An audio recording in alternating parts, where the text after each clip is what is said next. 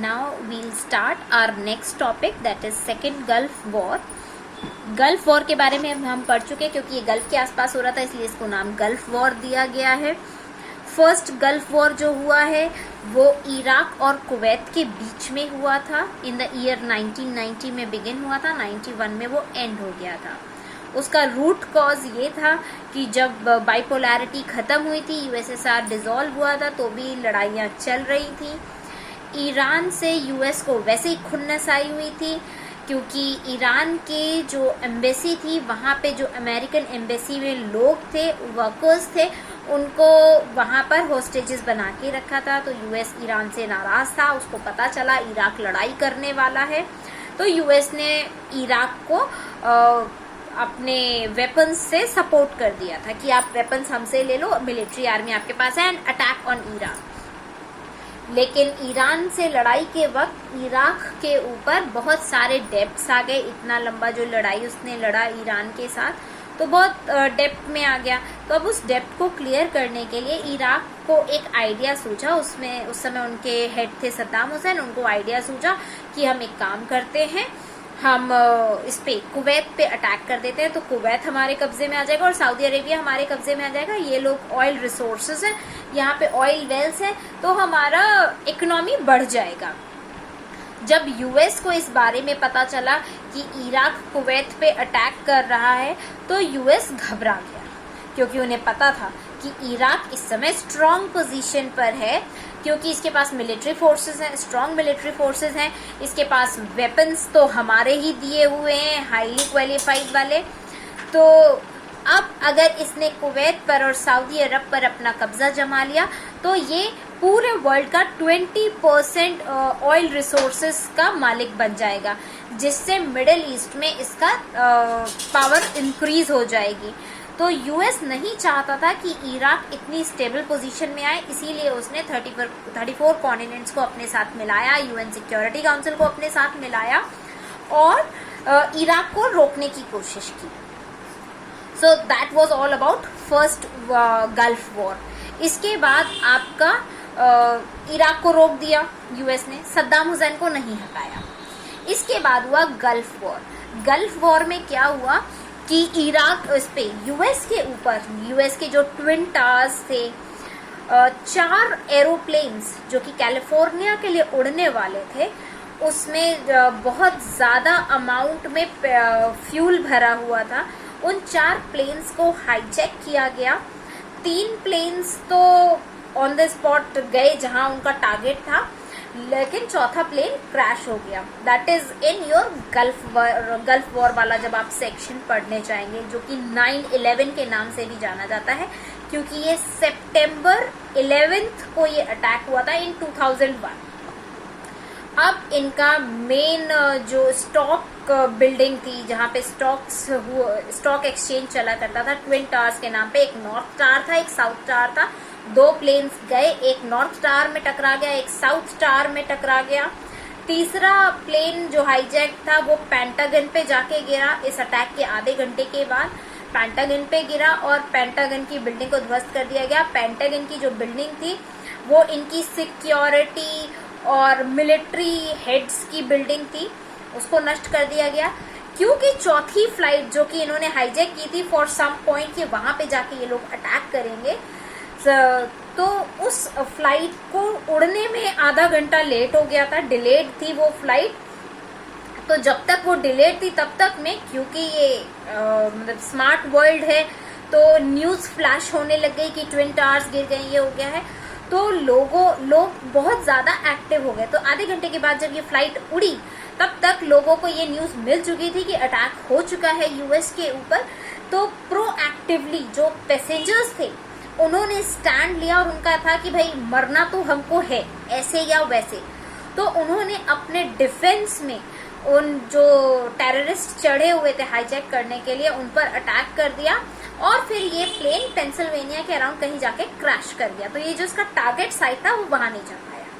अब इस पूरी इंफॉर्मेशन से, ये जो गल्फ वॉर हुआ, इससे यूएस एकदम तिलमिला गया कि ये अलकायदा ने करवाया है और इसको लीड कर रहा है ओसामा बिन लादेन.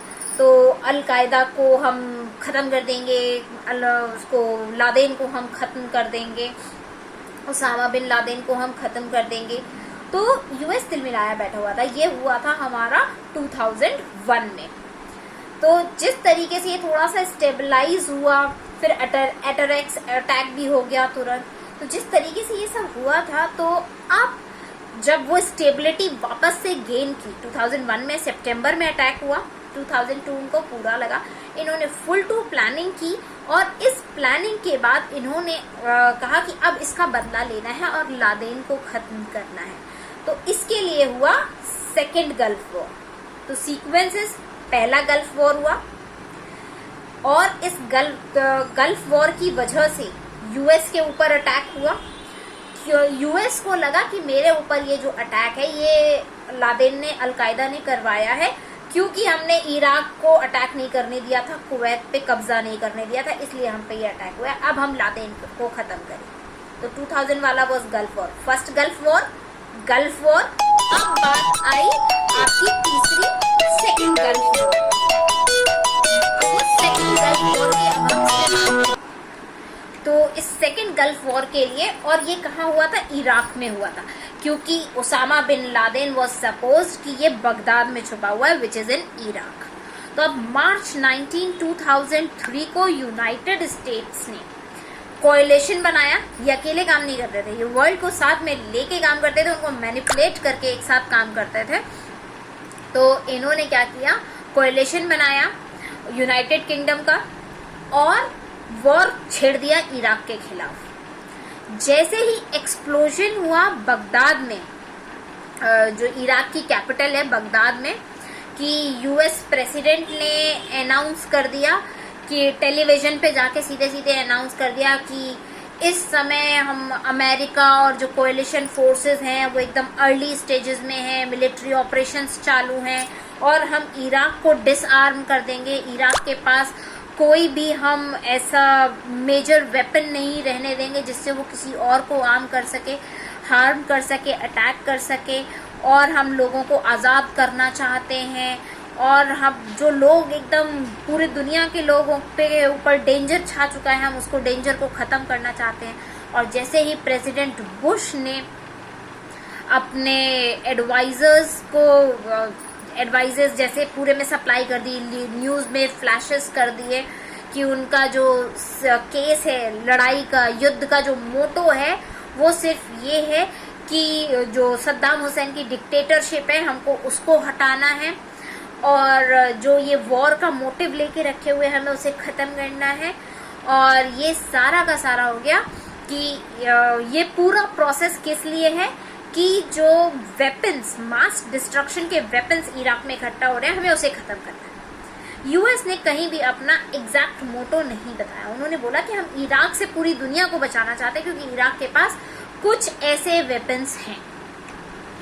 तो जैसे ही ये न्यूज़ टेलीविजन पे फ्लैश हुई है, विद इन 90 मिनट्स, मतलब न्यूज़ आई है और उसके 90 मिनट्स के अंदर यूएस ने डेडलाइन दे दी सद्दाम हुसैन को कि इराक छोड़कर भाग जाओ या फिर हमसे ही लड़ाई करो। जो पहला टारगेट था जिसके बारे में बुश ने बोला वो था कि हमको ये मिलिट्री इम्पोर्टेंस है, हम मिलिट्री इम्पोर्टेंस को हिट करेंगे। और किससे हिट करेंगे?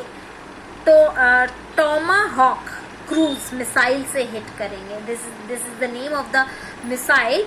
टोमाहॉक क्रूज मिसाइल थी जो कि यूएस फाइटर बॉम्बर्स जो थे वो पर्शियन गल्फ के ऊपर फेंक रहे थे या उससे अटैक कर रहे थे इराक के बगदाद सिटी के ऊपर। अब जैसे ही ये चीज हुआ तो बगदाद के रेडियो स्टेशंस पे एक न्यूज़ फ्लैश कर दी गई कि बुरे लोग आ रहे हैं, भगवान के दुश्मन आ रहे हैं और ये ह्यूमैनिटी को ख़त्म करना चाहते हैं, उन्होंने स्टुपिडिटी फैला रखी है, अग्रेशन दिखा रहे हैं, हमारे लोगों को हमारी ज़मीन पर आकर मार रहे हैं। ऐसी न्यूज़ बगदाद के रेडियो स्टेशंस पे, चैनल्स पे चलने लग गई। अब सद्दाम हुसैन ने ऑलरेडी डिक्लेयर कर दिया था मार्च 2003 में कि ये जो हम पर अटैक किया जा रहा है ये सिर्फ अग्रेशन की वजह से किया जा रहा है, अपने गुस्से की वजह से किया जा रहा है। जैसे ही सद्दाम हुसैन को पता चला कि भाई उसी के ऊपर अटैक करने, उसी को पकड़ने चले आ रहे हैं, तो सद्दाम हुसैन ने सीधे सीधे बोला जो फेथफुल है, जो सच्चा है, उसको कुछ नहीं होगा, ये जो अग्रेशन हो रहा है, जो गुस्सा दिखा रहे हैं, उनका नाश होगा। और वो हाइडिंग प्लेस पे जाके छुप गया था और ओकेजनली वो ऑडियोज अपने रिकॉर्ड कर करके ऑडियो टेप के अकॉर्डिंग अपने उनसे बात करता था, लोगों से बात करता था डायरेक्ट। तो वो एक्चुअली में तो जाके छुप गया था। जो कोएलिशन फोर्सेस थी वो पूरी की पूरी रिजाइम उन्होंने उलट पुलट करके रख दी, पूरे रीजन में उन्होंने कैप्चर कर लिया। इराक की जो मेजर सिटीज थी उनको कैप्चर करके रख लिया। 3 हफ्तों के अंदर कुछ कैजुअलिटीज हुई और पूरी की पूरी इराक के जो मेजर सिटीज थी उनको उलट पुलट कर दिया। जो प्रेसिडेंट बुश थे उन्होंने डिक्लेयर कर दिया कि ये जो मेजर कॉम्बैट ऑपरेशन था जिसमें हम लड़ाई कर रहे थे ये May 1, 2003 को खत्म हो गया। लेकिन हार के बाद भी कन्वेंशनल मिलिट्री फोर्सेस जो थी इराक की वो हार गई थी। उसके बाद भी एक इंसर्जेंसी चलती रही थी, एक इंटेंस गुरिल्ला वॉर चलता रहा था, अंदर ही अंदर चल ही रहा था नेशन के अंदर कई साल, पूरे साल तक। क्योंकि मिलिट्री विक्ट्री तो अनाउंस कर दी गई थी कि मिलिट्री के हिसाब से तो वो जीत गए और थाउजेंड्स ऑफ कोएलिशन मिलिट्री भी हुई थी और इंसर्जेंट्स भी थे, सिविलियंस की भी डेथ हुई थी, काफी सारी कैजुअलिटीज भी हुई थी। तो उन्होंने कह दिया भाई वॉर खत्म हो गया है, अब किसी का रूल नहीं, क्योंकि सद्दाम हुसैन भाग चुके हैं, सद्दाम हुसैन है नहीं, तो हमारा मिलिट्री के अकॉर्डिंग तो हम जीत गए। और एक इंटेंस मैन हंट हुआ, उसमें यूएस सोल्जर्स ने सद्दाम हुसैन को ढूंढ निकाला और वो अपना जो इनकी मेन होम टाउन सिटी थी जिसका नाम था टिकरित, तो उस टिकरित के से 9 माइल्स की दूरी पर 6 से 8 फुट नीचे गड्ढा खोद के वहां वो छुपकर बैठा हुआ था। ऑल्दो जब उसको पकड़ा गया तो उसने रेजिस्ट नहीं किया, वो आराम से निकलकर बाहर आया, उसको कोई हार्म नहीं पहुंचाया गया, इंजरी नहीं हुई उसको। एक सोल्जर इस सीन को पूरा डिस्क्राइब करता है, a man resigned to his fate. इसको इस टर्म्स में उसने रिजाइन किया है। हुसैन को अरेस्ट कर लिया गया और फिर उसके क्राइम्स के अगेंस्ट ट्रायल शुरू हो गए और जिसमें मास किलिंग भी ट्रायल में पूछा गया था, उस पर भी इन्वेस्टिगेशन की गई अक्टूबर 2005। जून 2004 में जो प्रोविजनल गवर्नमेंट बन गई थी, अब क्योंकि मिलिट्री राज आ गया था, मिलिट्री को ओवर पार कर ही लिया था, तो जून 2004 में जो प्रोविजनल गवर्नमेंट बनकर आई थी सद्दाम को के पकड़े जाने के बाद, तो उसने क्या किया, मिलिट्री ने अपनी जो पावर्स थी वो उनके इराकी इंटरिम गवर्नमेंट को हैंड ओवर कर दी।